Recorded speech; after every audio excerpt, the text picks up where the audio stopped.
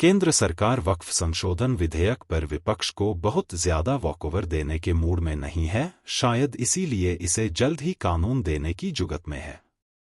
इसी कड़ी में अब इसे लोकसभा में रखा गया है और पास कराने की पूरी तैयारी है। विपक्ष इसका विरोध कर रही है तो सरकार इसे पारदर्शिता और प्रशासनिक सुधार की दिशा में उठाया गया कदम बता रही है। आइए यह समझते हैं कि संसद में पास हुआ तो क्या क्या बदल जाएगा। लोकसभा में कांग्रेस के उपनेता गौरव गोगोई ने कहा कि सरकार क्या संदेश देना चाहते हैं। जिस समुदाय ने भारत की आज़ादी के लिए लड़ाई लड़ी, जिस समुदाय ने 1857 में मंगल पांडे के साथ अपने प्राणों की आहुति दी, आप उस समुदाय की छवि को धूमिल करना चाहते हैं।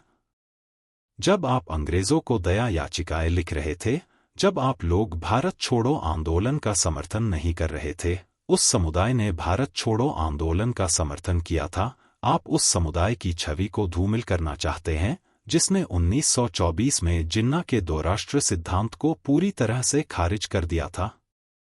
यह आपकी फूट डालो और राज करो की नीति है। हमारे लिए राष्ट्रवाद का मतलब है एकजुट होना। लोकसभा में वक्फ संशोधन विधेयक पेश करने के बाद संसदीय कार्य मंत्री किरेन रिजिजू ने कहा, इस विधेयक में कुछ विसंगतियां थीं, इसलिए इसमें संशोधन करना जरूरी था। मैंने पहले भी कहा था कि कोई भी भारतीय वक्फ बना सकता है, लेकिन 1995 में ऐसा नहीं था।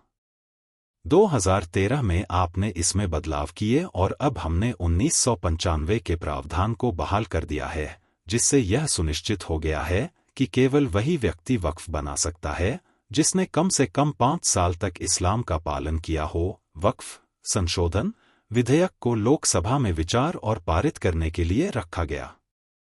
इस दौरान केंद्रीय गृह मंत्री अमित शाह ने कहा, विपक्ष का आग्रह था कि संयुक्त संसदीय समिति बनाई जाए।